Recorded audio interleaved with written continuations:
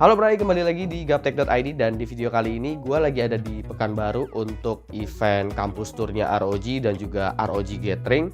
Buat kalian yang penasaran kira-kira kota kalian kapan diadain kampus tour atau diadain gathering, silahkan kalian follow Instagram gue di @ilhamsuki atau di Instagramnya Gaptek yaitu @gaptek.id untuk mengetahui informasi event-event seperti ini.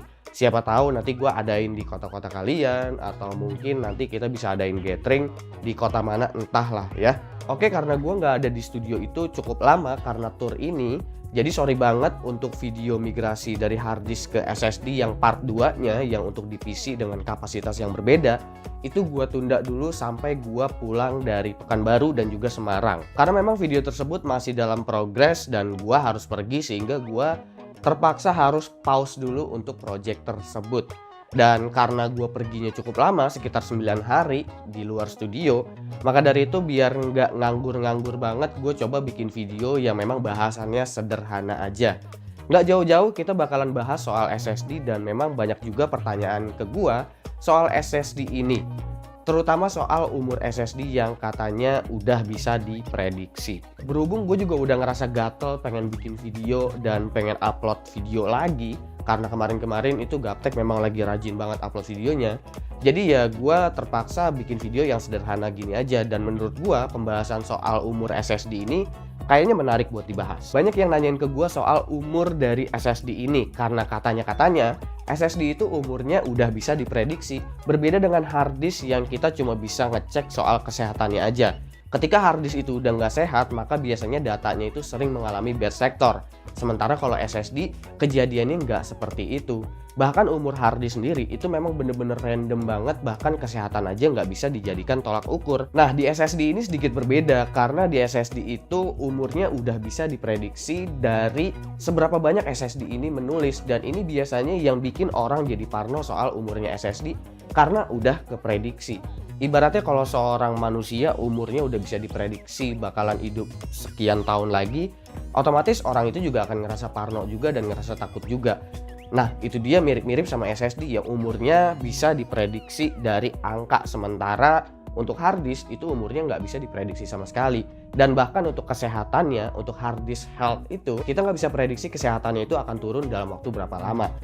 Tapi bagaimana dengan SSD yang katanya punya batasan umur yang udah bisa diprediksi? Bisa diprediksi di sini sebenarnya bukan seberapa lama umur SSD ini akan hidup, tapi yang diprediksi adalah seberapa banyak SSD ini bisa menulis data. Hal ini disebut juga dengan istilah TBW atau yang namanya itu terabyte written. TBW ini adalah batas tertinggi dari sebuah SSD untuk menulis data dalam satuan terabyte. Nah, TBW ini nih yang biasanya jadi alat ukur untuk sebuah SSD kapan dia akan rusak dan kapan dia akan mati.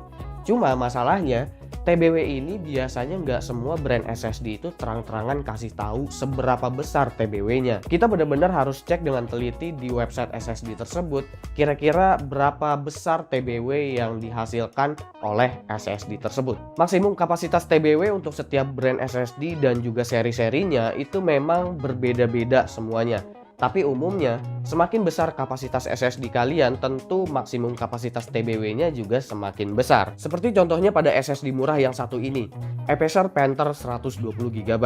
Dijelaskan pada lembar spesifikasinya bahwa SSD ini memiliki TBW sebesar 70, yang berarti bisa diprediksi bahwa SSD tersebut akan melemah atau bahkan mati ketika udah menulis data sebanyak 70 TB. Lalu, untuk SSD WD Blue 3D NAND 1TB, yang dijadiin enclosure ini memiliki endurance sebesar 400 TBW. Kalian bisa ngecek di website masing-masing untuk ngelihat berapa TBW maksimum yang diklaim oleh brandnya. Nah, kira-kira seberapa banyak sih kita bisa nulis data per hari? Tentu setiap orang penggunaan datanya itu pastinya akan berbeda-beda. Tapi yang bisa gue kasih tahu untuk jenis metode menulis data ini, yang bisa gue kasih tahu mungkin itu sejenis kita mengcopy data, kita menginstal software, kita menginstal game, kita mendownload file dari internet, bahkan menghapus file aja itu salah satu metode penulisan data.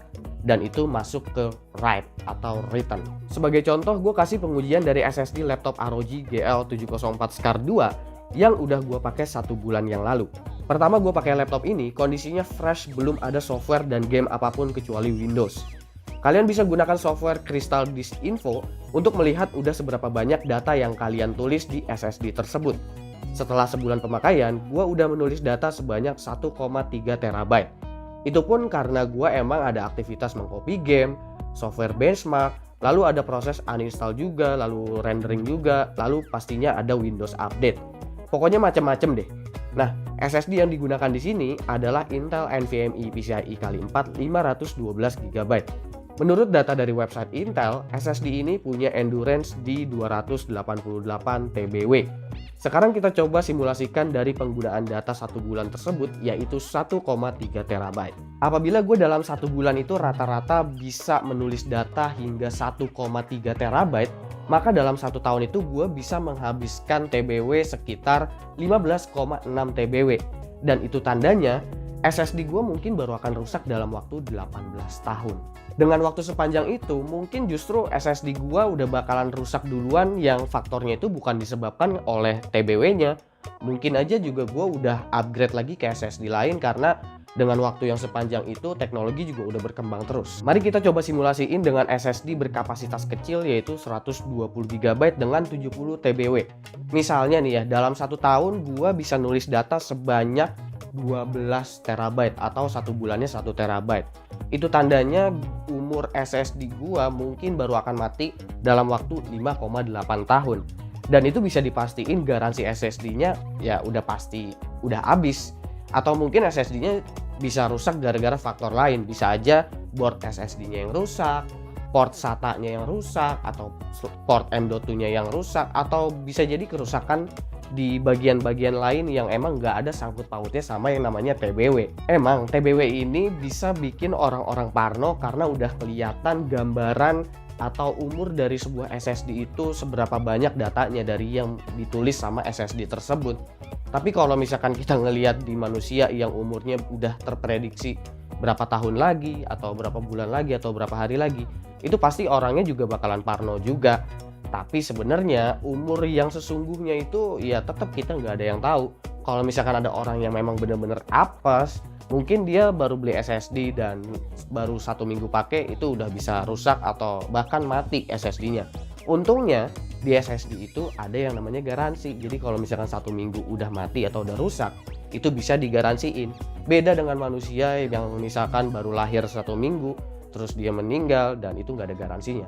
Faktor TBW ini juga yang menyebabkan sebuah server itu biasanya rata-rata belum menggunakan SSD. Karena ya namanya server itu pastinya jalur data untuk nulis data itu pasti banyak banget dari klien-klien mereka. Karena kan mereka bikin sebuah komputer dengan storage yang storage-nya itu bisa diakses hingga seluruh dunia oleh kliennya masing-masing kalau terhubung dengan internet. Meskipun hard disk itu memang ya faktanya pelan, tapi biasanya server itu menggunakan konfigurasi RAID ke hard disknya sehingga hard disk tersebut memiliki kecepatan yang memang cepat, bahkan bisa diakses gigabit hingga 10 gigabit untuk disebarluaskan ke internet sehingga bisa diakses oleh kita semua. Kalau untuk kelas konsumer seperti kita-kita ini yang menggunakan laptop biasa atau laptop gaming atau PC biasa atau PC gaming, tentu SSD adalah pilihan yang konkret dan tepat karena hard disk itu lambat dan kita juga kayaknya masih sedikit yang mau menggunakan konfigurasi RAID karena ada resiko-resiko untuk penggunaan data kita sendiri. Dan untuk kelas konsumer yang dimana penggunanya itu banyak juga pengguna-pengguna awam, pastinya akan sulit untuk membackup data dari konfigurasi RAID tersebut yang memang sebenarnya RAID itu dikhususkan untuk kelas prosumer atau bahkan kelas server. Jadi untuk kayak kita nih, untuk kelas konsumer, ingat apa? Yang penting SSD. Oke, jangan lupa like, share, dan subscribe jika video ini menarik buat kalian. Silahkan kalian komen di bawah menurut kalian video ini bermanfaat atau enggak. Follow sosial media gue kalau lu kepo sama apa yang ada di balik layar Gaptek. Gue Suki dan seperti biasa sampai jumpa di lain kesempatan.